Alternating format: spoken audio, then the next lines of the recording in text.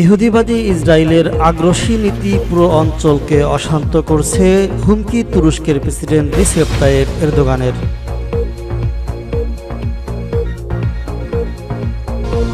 পারমাণবিক অস্ত্র নিয়ে ৫,০০০ কিলোমিটার দূরে আঘাত হানতে সক্ষম ভারতের নতুন ক্ষেপণাস্ত্রের পরীক্ষা।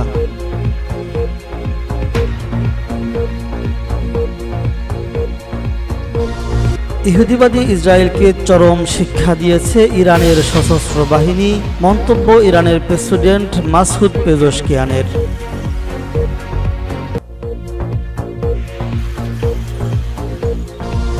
মার্কিন প্রেসিডেন্ট ডোনাল্ড ট্রাম্প ও রুশ প্রেসিডেন্ট ভ্লাদিমির পুতিনের ফোনালাপের পর ইউক্রেন জুড়ে ভয়াবহ ড্রোন হামলা রাশিয়ার।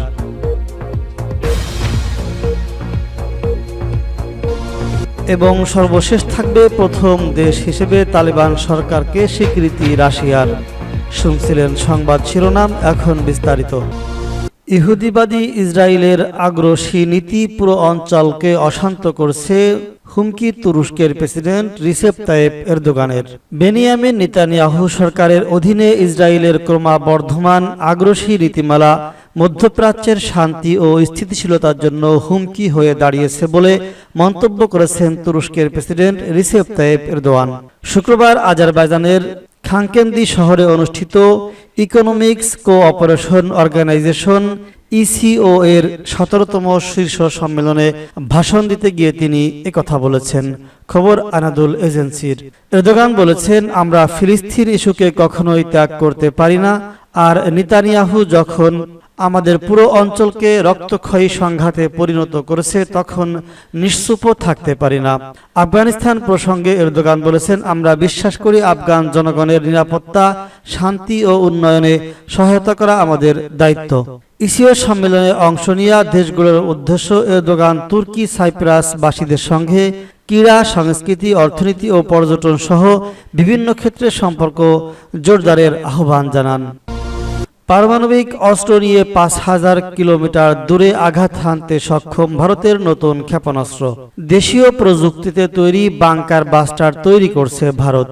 অগ্নি-5 ইন্টারকন্টিনেন্টাল ব্যালিস্টিক মিসাইলের ২টি ভার্সন তৈরি হচ্ছে দেশটিতে। ভারতের defence research and development organisation DRDO এই অগ্নি-5 এর নতুন ভার্সন তৈরি করছে। অগ্নি-5 মাটির ৮০ থেকে ১০০ মিটার গভীরে গিয়ে কংক্রিটের আস্তর ভেদ করতে পারবে বলে দাবি করছে তারা। ৭,৫০০ কিলোগ্রাম বিস্ফোরক বহন করে নিয়ে যেতে পারবে এই ক্ষেপণাস্ত্র। এই ক্ষেপণাস্ত্রের ২টি ভার্সন থাকবে। একটি ২৫০০ কিলোমিটার দূরত্বের মধ্যে ৭,৫০০ কিলোগ্রাম পর্যন্ত বিস্ফোরক নিয়ে বাংকার বাস্টারে কাজ করবে, যাবে সুপারসনিক গতিতে। অন্যটি ৫,০০০ কিলোমিটারের বেশি দূরত্বে পারমাণবিক অস্ত্র বহন করতে পারবে।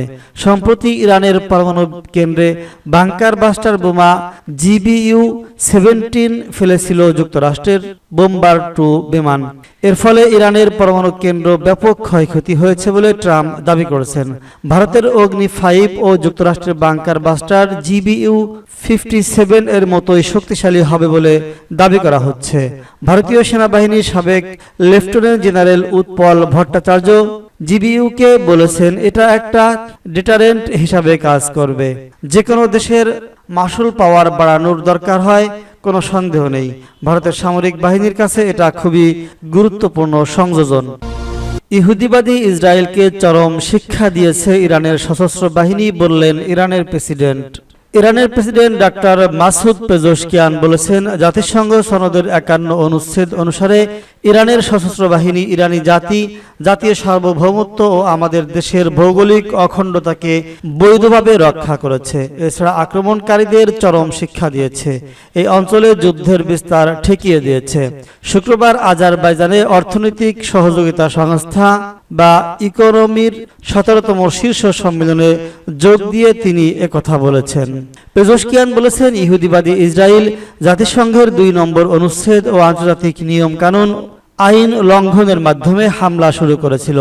এই হামলায় আমেরিকাও সরাসরি অংশ নিয়েছে।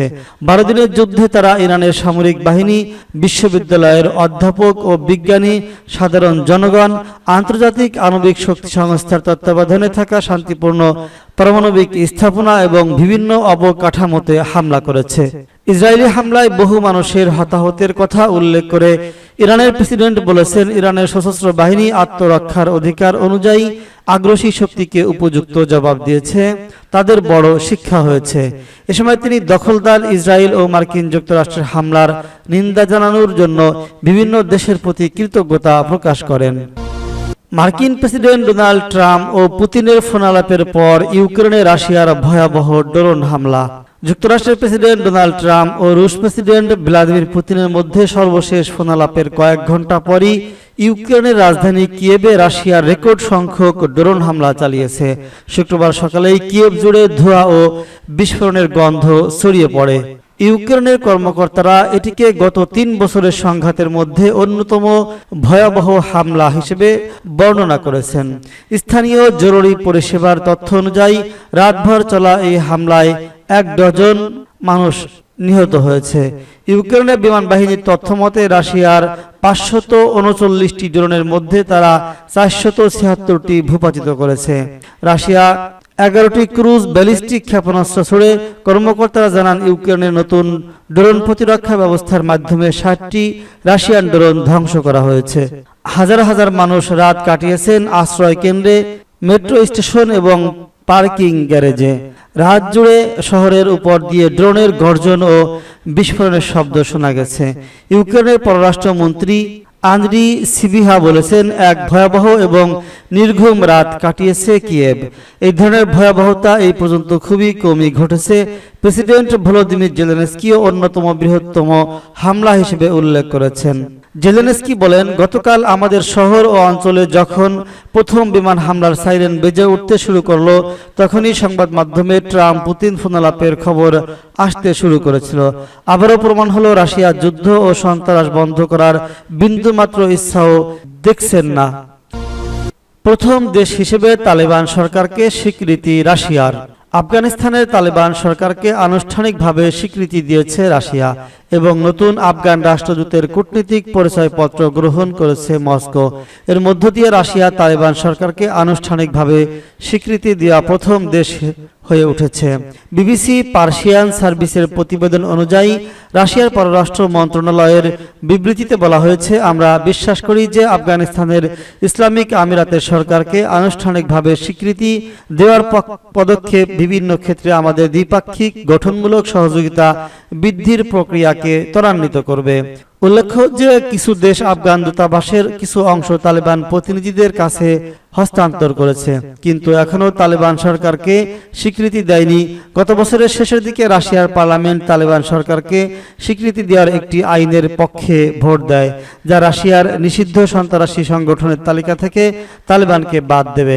রাশিয়ার এই পদক্ষেপ এমন সময় এসেছে যখন পশ্চিমা কূটনীতিকরা স্পষ্ট করে দিয়েছেন যে তালেবান সরকার নারী অধিকারকে সম্মান না করা পর্যন্ত তাদের স্বীকৃতি দেওয়ার পথ বন্ধ। প্রায় 20 বছর পর 2021 সালে তালেবানরাও আবারও আফগানিস্তানের ক্ষমতায় আসে। রাষ্ট্রীয় ক্ষমতায় আসার পর তারা নারীদের উপর অনেক বিধিনিষেধ আরোপ করে, যেখানে নারীদের কাজ করার বা পড়াশোনার অনুমতি নেই, এমনকি তাদের ঘর থেকে বের হওয়ার জন্য একজন মাহরামের প্রয়োজন। উল্লেখ্য যে 2021 সালের আগস্টে তালেবানরা আফগানিস্তানের নিয়ন্ত্রণ ফিরে পাওয়ার পর কোনো দেশই তাদের সরকারকে স্বীকৃতি দেয়নি। তবে এই সময়ের মধ্যে রাশিয়ার ধীরে ধীরে তালেবানদের সাথে সম্পর্ক গড়ে তুলছে।